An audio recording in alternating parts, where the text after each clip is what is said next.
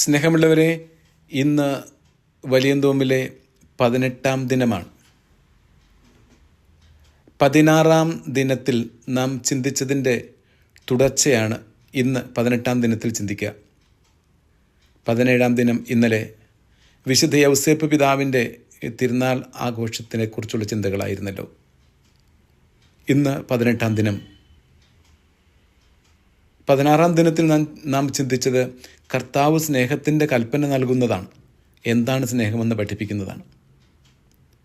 ഇന്ന് അല്പം കൂടി കഠിനമായൊരു വാക്കാണ് കർത്താവ് നമ്മെ പഠിപ്പിക്കുക. സ്നേഹത്തിൻ്റെ അടുത്ത തലം ശത്രു സ്നേഹം. യഥാർത്ഥത്തിൽ ഈ രണ്ട് വാക്കുകൾ എങ്ങനെയാണ് ഒരുമിച്ച് പോവുക? ശത്രു സ്നേഹം, വൈരുദ്ധ്യാത്മകത തിറഞ്ഞു നിൽക്കുന്ന രണ്ട് പദമാണ് ഇത്. ഇതെങ്ങനെയാണ് ഒന്നിച്ചു പോവുക? അങ്ങനെ ഒന്നിച്ചു കൊണ്ടുപോകുന്നതാണ് യഥാർത്ഥത്തിൽ പരിപൂർണ സ്നേഹം എന്നത്. പരിപൂർണ സ്നേഹമാണല്ലോ ഈശോ പഠിപ്പിക്കുക. യഥാർത്ഥത്തിൽ ഇത് ആർക്കാണ് സാധിക്കുക? ശത്രുവിനെ സ്നേഹിക്കുക, പിതാവിൻ്റെ പൂർണ്ണതയിലെത്തുക. ഇതാണ് കർത്താവിൻ്റെ ആഹ്വാനം. കർത്താവ് ചോദിക്കുന്നുണ്ട്, നിങ്ങൾ നേരെ മറിച്ചാണല്ലോ കേട്ടിട്ടുള്ളത്. നമ്മൾ പരിചിന്തനം ചെയ്യാം. നാം എന്തെല്ലാം കേൾക്കുന്നു, എന്തെല്ലാം കാണുന്നു, ആരെല്ലാം എന്തെല്ലാം പറയുന്നു.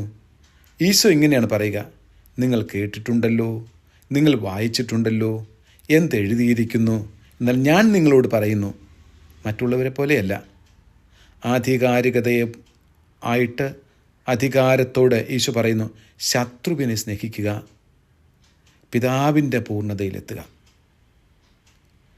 സത്യത്തിൽ നാം ചിന്തിക്കുന്നത് ഇത് കർത്താവ് പുതിയ നിയമത്തിൽ ആദ്യമായി പറഞ്ഞൊരു ആണെന്നാണ്. എന്നാൽ ലേവായരുടെ പുസ്തകത്തിലെ 19-ാമത്തെ അധ്യായത്തിൽ 18-ാം വാക്യത്തിൽ നാം ഇങ്ങനെ വായിക്കുന്നുണ്ട്, നിന്റെ ജനത്തോട് പകയോ പ്രതികാരമോ പാടില്ല, നിന്നെപ്പോലെ തന്നെ നിന്റെ അയൽക്കാരനെയും സ്നേഹിക്കുക, ഞാനാണ് കർത്താവ്.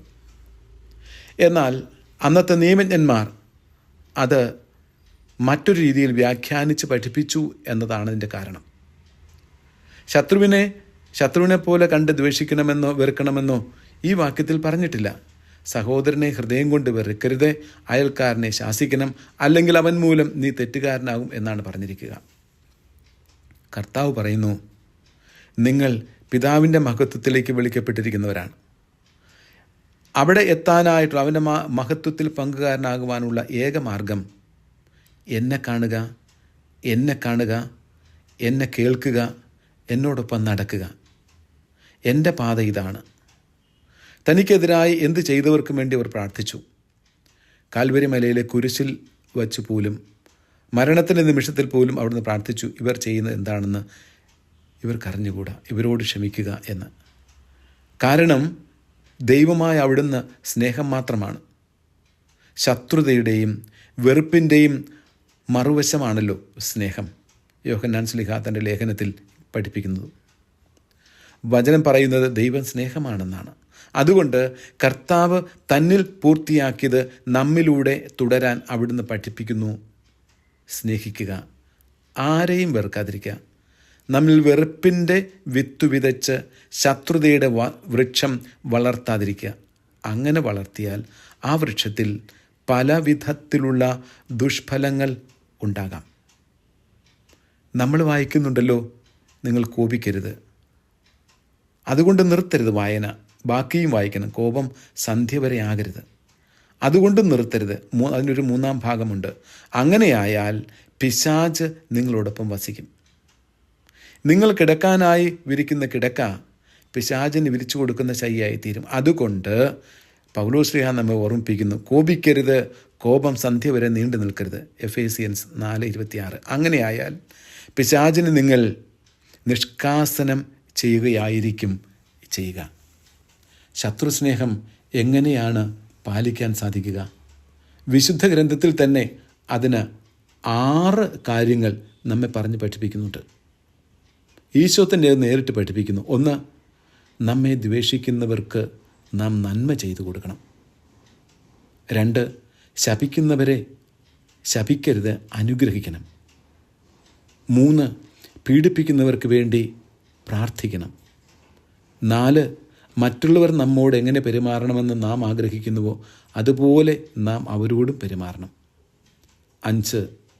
സഹായം ആവശ്യമുള്ളവർക്കെല്ലാം ശത്രുവെന്നോ മിത്രുവെന്നോ സമീപസ്ഥനെന്നോ ദൂരസ്ഥനെന്നോ ഉപകാരിയെന്നോ പ്രതിയോഗിയെന്നോ നോക്കാതെ സഹായം ചെയ്തു കൊടുക്കണം. 6. ആരെയും മാറ്റി നിർത്താതെ എല്ലാവരെയും ഉൾക്കൊള്ളുന്ന കാരുണ്യം പരിശീലിക്കണം. ഇങ്ങനെ ശത്രുസ്നേഹം നമ്മിൽ വളർത്താൻ സാധിക്കും. അത് പരിശീലിക്കുന്നതിലൂടെ നാം ദൈവത്തിൻ്റെ സ്വഭാവമുള്ള ദൈവമക്കളായി രൂപാന്തരപ്പെടും. കാരണം യാതൊരു വിവേചനവും കൂടാതെ ദുഷ്ടനും ശിഷ്ടനും സൂര്യപ്രകാശവും മഴ നൽകുന്ന കാരുണ്യവാനായ പിതാവായ ദൈവം. സത്യത്തിൽ ദൈവത്തെക്കുറിച്ചുള്ള യഥാർത്ഥ കാഴ്ചപ്പാട് നമ്മിൽ രൂപപ്പെടുത്തിയാൽ ശത്രുസ്നേഹം പരിശീലിക്കാതിരിക്കാനാവില്ല. സ്വർഗസ്ഥനായ പിതാവിനെ പോലെ നാം പരിപൂർണരായിത്തീരുകയും ചെയ്യും. ഓർക്കുക, ഇഷ്ടക്കേടിൽ നിന്ന് കോപം ജനിക്കും, കോപത്തിൽ നിന്ന് വെറുപ്പും, വെറുപ്പിൽ നിന്ന് വൈരാഗ്യവും ജനിക്കും, വൈരാഗ്യത്തിൽ നിന്ന് ക്രൂരതയും, ക്രൂരതയിൽ നാശത്തിൻ്റെ വിത്തുകൾ വിതയ്ക്കപ്പെടും.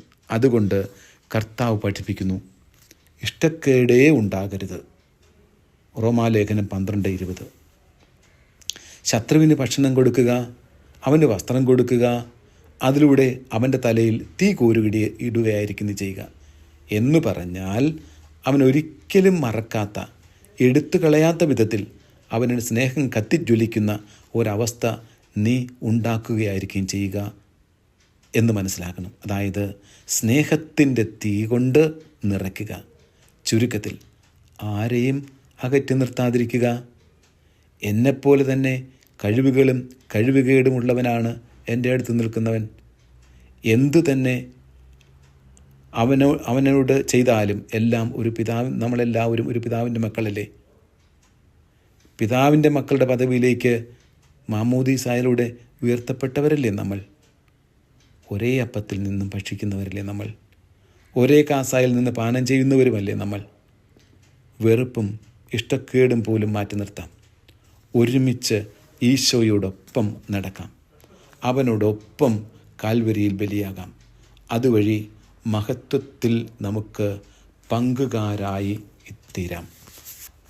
അങ്ങനെ പഴയ നിയമത്തിൽ ലേവ്യരുടെ പുസ്തകത്തിൽ പറഞ്ഞിരിക്കുന്നത് പോലെ നിങ്ങളുടെ ദൈവമായ കർത്താവ് പരിശുദ്ധനായിരിക്കുന്ന പോലെ നിങ്ങളും പരിശുദ്ധരായിരിക്കുവിൻ എന്ന ആഹ്വാനം സ്വീകരിച്ച് ശത്രുസ്നേഹത്തിൽ മുന്നേറാൻ നമുക്ക് സാധിക്കട്ടെ. അതിന് നമ്മെ തന്നെ ഈശോയോട് ചേർത്ത് കുരിശിൽ ചേർത്ത് ബലിയർപ്പിച്ച് വിശുദ്ധരാകാം, പരിശുദ്ധരാകാം. കർത്താവിൻ്റെ മഹത്വത്തിൽ നമുക്ക് പങ്കുകാരാകാം. ആമേൻ.